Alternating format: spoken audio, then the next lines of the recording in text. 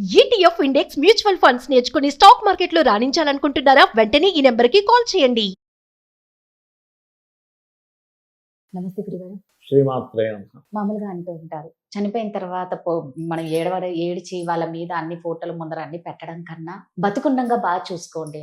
కానీ చనిపోయినప్పుడు అందరూ మంచి వాళ్ళే, ఎంత చెడ్డవాడైనా మంచివాడే. ఆ ఫోటోకి చికెన్ పెడతారు, బిర్యానీ పెడతారు, బీర్ పెడతారు, అన్ని పెడతారు చనిపోయిన ఫోటోకి. బతుకుండగా మంచి నీళ్ళు ఎవ్వడు ఇవ్వరు, కష్టంలో ఉంటే ఎవరు ఆదుకోరు. ఫస్ట్ ఆఫ్ ఆల్ ఎందుకు ఇలా ఉంటుంది? చనిపోయిన వారి ఫొటోస్ ఇంట్లో ఏ సైడ్న పెట్టుకోవాలి? వాళ్ళకి నైవేద్యం పెట్టొచ్చా? ఒకటి ఏంటంటే మన శాస్త్రాలు చెప్పింది ఏంటంటే బ్రతికున్నప్పుడు పితృదేవోభవ మాతృదేవోభవ అనేటువంటి దేవతా స్వరూపంగా అమ్మ తల్లిదండ్రులను చూడాలి. చనిపోయిన తర్వాత పితృదేవతా స్వరూపంలో ఖచ్చితంగా చూడాలి. ఇక్కడ స్వాహ స్వద అమ్మవారి యొక్క నామాల్లో స్వాహ స్వద అనే నామం కూడా వస్తుంది. స్వాహ అనే రూపంలో దేవతలకు శక్తిని ఇస్తుంది, స్వద అనే రూపంలో పితృదేవతలకు ఇస్తుంది. మీరు ఎన్ని పూజలు చేసినా పితృదేవత ఆరాధన కనుక చేయకపోతే దేవతలు మన పూజల్ని తీసుకోరు కూడా.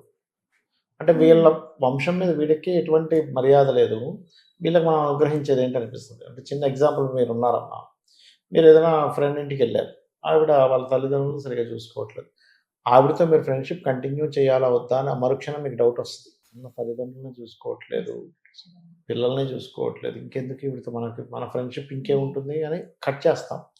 అలాగే దేవత కూడా కృతజ్ఞతాభావంతో పితృదేవతలకు ఏం చేస్తున్నాడు, మోస్ట్ ఇంపార్టెంట్. అట్లా ఏంటంటే చనిపోయిన తర్వాత కూడా, అంటే గతించిన తర్వాత వాళ్ళకి స్వయం పాకం ఇవ్వడం, అంటే అమావాస్యలు వచ్చినప్పుడు వాళ్ళ తిథి తెలుసుకొని ఆ సమయంలో వాళ్ళకి ఏవైతే ప్రక్రియలు ఉంటాయో తద్దినం పెట్టడం చేస్తారు, అవి ఖచ్చితంగా చేయాలి.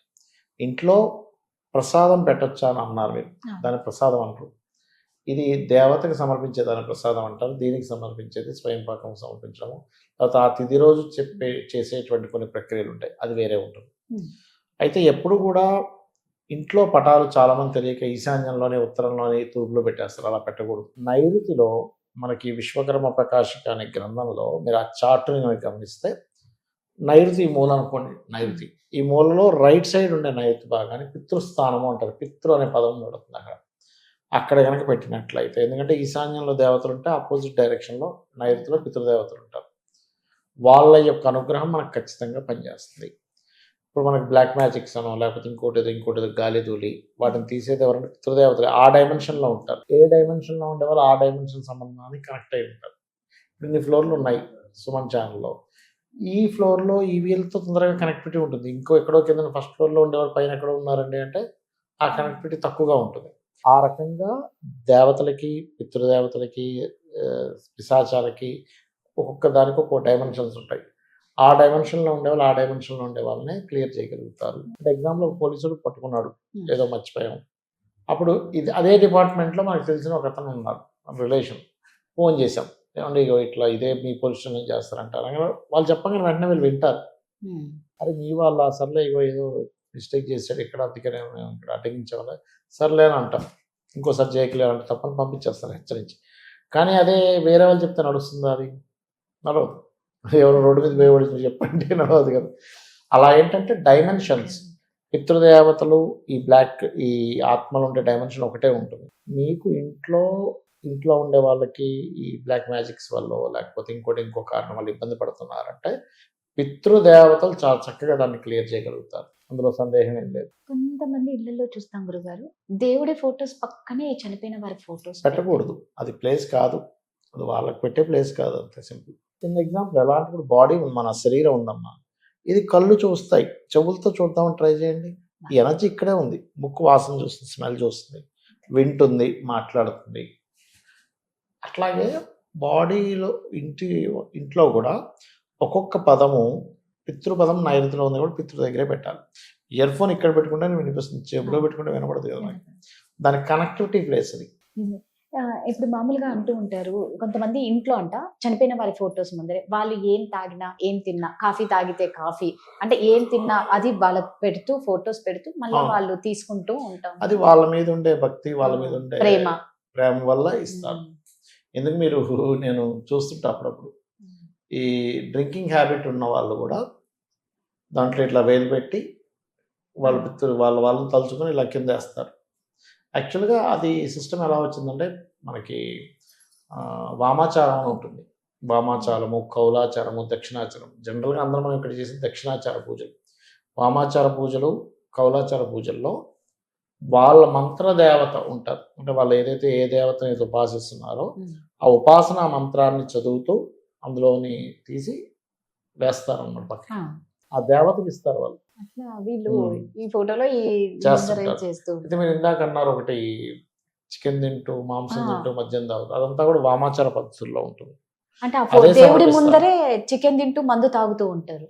చేస్తుంటారు. మరి అది ఏం దోషం రాదా గురుగారు? అంటే ఇక్కడ అట్లా ఒకటి దేవుడి గుర్తుపెట్టుకోండి అమ్మా, పద్ధతులు వేరు. దక్షిణాచారంలో ఉన్నప్పుడు అది చేయకూడదు, వామాచారము కౌలాచారంలో చేయొచ్చు అది. అంటే ఇక్కడ ఏంటంటే నువ్వు తింటున్న పదార్థం మీద కంటే కూడా ఆ సమయంలో కూడా నీకు దేవత గుర్తొస్తుంది. ముందు అవుతున్న వాడికి దేవతే గుర్తు రావాలి. అది.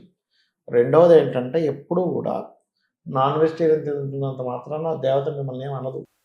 ఎలా అంటే ఇప్పుడు ఈ ఆఫీస్ ఉంది సుమన్ ఛాలెంజ్, ఇందులో ఒక వర్కరు అతను చేయవలసిన పని సరిగ్గా చేయకుండా వెజిటేరియన్ తింటానండి కానీ నా పనులు నేను ఏ పనులు సరిగ్గా చేయనంటే యాజమాన్యం ఒప్పుకుంటుందా? లేకపోతే వాడు ఏం తిన్నా సంబంధం లేదు కానీ పర్ఫెక్ట్గా టైంకి వస్తాడు ఆఫీస్కి, టైంకి అన్ని కరెక్ట్గా చేస్తాడు, కంపెనీకి ఎంతో ఇదిగా ఉండి చేస్తున్నాడు అన్నప్పుడు మెచ్చుకుంటుందా? అంతే కదా. నువ్వు నాన్ వెజ్ తింటే నాకేం సంబంధం? ఏం- నువ్వు ధర్మంగా ఉండు, ధర్మాన్ని మెచ్చుకుంటుంది ఎప్పుడు అమ్మవారు. అంతేగాని ఏదో నువ్వు చికెన్ తింటున్నాడు మటన్ తింటున్నాడు. ఎందుకంటే చాలామంది పెద్ద పెద్ద ఉపాసకులు, ఖాళీ ఉపాసకులు, అది వాళ్ళు అదే తింటూ అదే నైవేద్యం పెట్టేవారు అమ్మవారికి. వాళ్ళు తినేదే నైవేద్యంగా పెట్టేవారు. మీరు అన్నట్లు ఆ లోపల ఆ భగవన్ నామ స్మరణము వారి మీద ఉన్న ప్రేమనే ఇవన్నీ చూడరు. అంటే ఇక్కడ ఏంటంటే భావన ముఖ్యం అంటారు. అది. ఇప్పుడు నీకు భావన అనేటువంటిది లేకపోతే మీరు ఎంత వెజిటేరియన్గా ఉన్నా ఎంత ఇదిగా ఉన్నా పనికిరాదు. ఫస్ట్ భావన ఈజ్ మోస్ట్ ఇంపార్టెంట్ అమ్మవారి మీద, ఏ దేవత అయితే ఆ దేవత మీద. ధర్మం ఈజ్ మోస్ట్ ఇంపార్టెంట్. అందుకే ధర్మాధ్యక్ష ధనాధ్యక్ష ధనధాన్య విపత్తిని అని ఉంటుంది నామాల్లో. ధర్మము భావన ఈజ్ చాలా చాలా ఇంపార్టెంట్. ఇవి వదిలిపెట్టేసి నేను అంటే ఎలా అంటే నన్ను అడిగితే నాన్ వెజిటేరియన్ తినే వాళ్ళకంటే కూడా మనుషులు పీకి తినే వాళ్ళు అంతకంటే డేంజర్ అనిపిస్తుంది. కరెక్ట్ గా చెప్తారు. నిజమే గురుగారు. అంతే కదండి.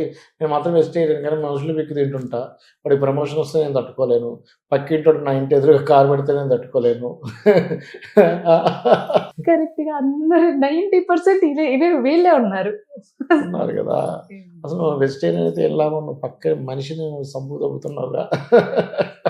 గురుగారు అన్నట్లు నిజంగా భావన, మనం చూపించే భక్తి, ధర్మం చక్కగా చెప్పారు గురుగారు. ధన్యవాదాలు. శ్రీమాత్రే నమః.